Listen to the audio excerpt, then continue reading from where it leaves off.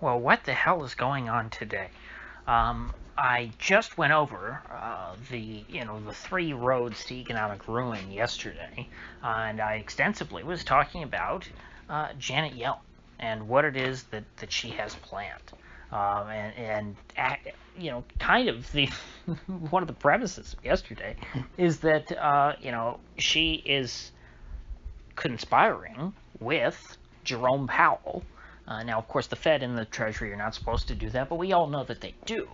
And so I kind of was addressing the situation as if they were one entity with common interests and generally a common strategy. So I was looking at it as, hey, what are Powell and Yellen doing? I was looking at things that Powell had said and saying that, okay, well, what are the implications of that? Or things that Yellen had said, and what are the implications of that for Powell? But today, we got a prepared speech from Yellen. These were not off the cuff remarks. These were something that she wrote out ahead of time and recorded and had played at some conference. And it was not at all the kind of thing that I would expect somebody like Janet Yellen to say. And specifically, the comment I'm alluding to was that when she said that, well, of course, kind of matter-of-factly, rates are going to have to rise, and that we've, let some imbalances accrue for a while. She, in a very mild sense, said the kind of thing that I say all the time. And this, of course, sent a wave of panic through Wall Street. Understandably so, because this is not at all what you would expect somebody like Janet Yellen, who kept interest rates at 0% well, first of all, no Fed chairman had ever had interest rates at 0%, but she kept them not only did she have them at 0%, she kept them there for her entire tenure as the Fed chairman. And so she has the most dovish record of anyone at the Fed, or who has ever been, Fed chairman, ever. So for her to come out and make a hawkish comment like this, and again, we're at the point where the idea that rates will ever rise is hawkish. Because as I've told you, Powell has made it abundantly clear, time and time again, that it is his intention that rates never go up ever again. He said, he couldn't be more clear about this. And so Yellen coming out and saying, well, of course, rates are going to have to go up eventually, guys. I mean, duh. It's mind-boggling. Now, maybe this is just because Yellen is still thinking in the terms of when she was at the Fed.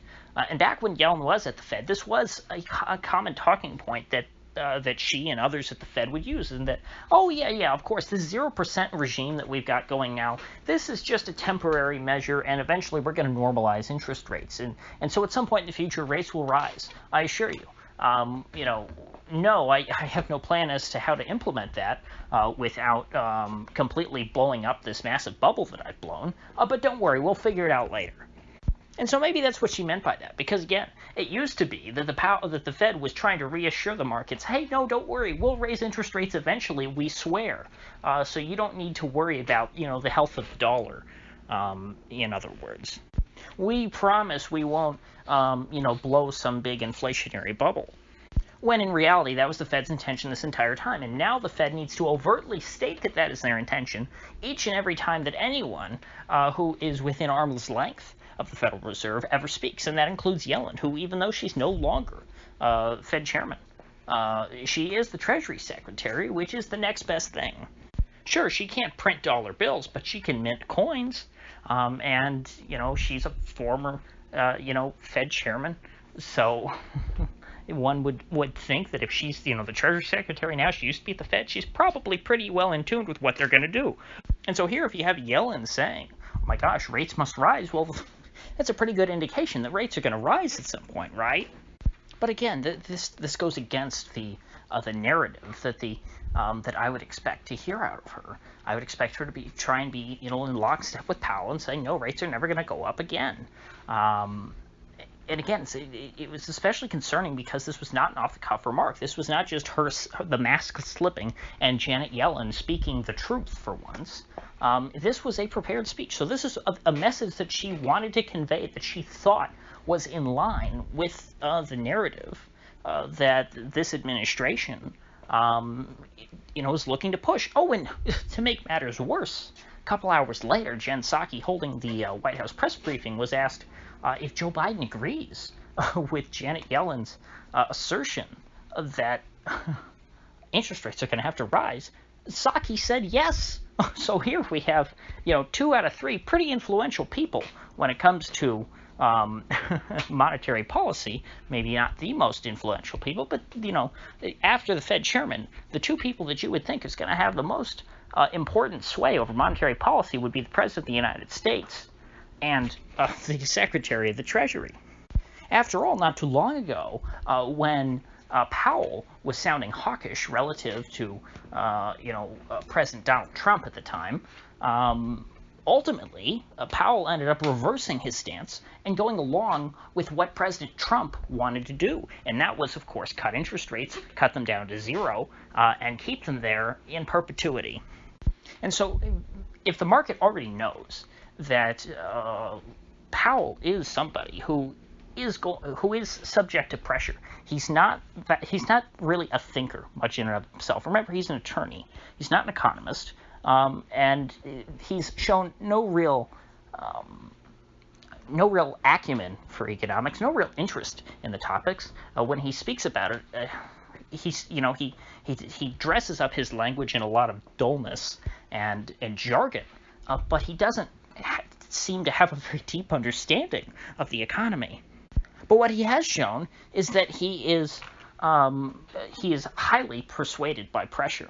And so if you have the Secretary of the Treasury and the President of the United States saying, hey, rates need to go up now, based on Powell's past performance, the future result that you would expect, because I think when it comes to humans, past performance is indicative of future results, because, people tend to have a certain nature. They tend to have certain tendencies about them. You would think, well, Powell capitulated to the will of the president last time that he was out of lockstep with the administration, and so we might expect that he would eventually come around to Biden and Yellen's position this time as well. Which, again, just did not make any sense to me. When I was reading this throughout the day, I couldn't believe my ears, or rather my eyes, because I was reading this on Zero Hedge's Twitter feed. Well, ultimately, by the end of the day, we reached a more reasonable conclusion, and that was that Janet Yellen had to come out at another event where she actually was live. This wasn't a taped recorded thing. And she came out and she said, just to be clear, what I said in my recorded speech earlier today, I didn't mean that. I wasn't recommending or predicting anything, which, what she said could either be, originally said, is either going to be interpreted as a prediction or a recommendation. Either she's saying, hey, interest rates have been really low for a long time. There's nowhere for them to go but up. So, I guess rates are going to rise, right? You can either interpret her statement that way, or you can say, gee, the Fed's really kept interest rates low for a really long time. We kept them low for a long time when I was chairman, and then now Powell's been chairman for, another 4 or 5 years. After I left, this has been a long time. We're going to have to start hiking rates soon. So there's no other way to interpret what she said other than a prediction or a recommendation. But if she's saying it's neither, then what she's saying is that she completely retracts what she said in her prepared statement this morning. You have her flip-flopping on something that she wrote down on paper and then spoke onto a recording and then said, yeah, that's good, let's post that. It went through all those checks, and she still thought to herself, no, this is what I really believe, this is what I want to say. And then as soon as she sees the reaction to it, she totally does a 180. And I'd imagine that when Psaki was asked this question, I don't think she actually ran it by Biden and said, hey, Uncle Joe, do you agree with Secretary Yellen that interest rates should rise? I doubt that Biden actually said he agreed. If anything, Psaki was just affirming a solidarity within the administration, saying, oh, okay, well, yeah, Yellen said something this morning about, I don't know, interest rates, so who knows what that's about. That sounds technical. Yeah, I'm sure Uncle Joe would agrees with Secretary Yellen. He trusts her. She's the first woman to ever be the Secretary of the Treasury. Did you know that? And so that's how I interpret that. So tomorrow, if she gets asked a question, hey, has President Biden also flip-flopped with Janet Yellen and completely retracted his stance that interest rates should rise? I think she's probably going to say yes. So the most likely explanation is that Yellen was just channeling her old rhetoric, because we forget how the dovishness of the Fed from a few years ago has gotten so much more intense as time has worn on, especially since the wake of the Christmas Eve massacre of 2018. 2018 really. If you go back to when I was talking about that, everyone, I still stand by this firmly. 2018 was the end. That's when this business cycle should have been put to sleep. And then Powell, he had the big flip flop, and he said, you know what? We're going to turn this ship around, and he did. And so since then, the old dovishness of the Fed has had to be doubled and tripled down upon in order to create this insane environment in which we currently live.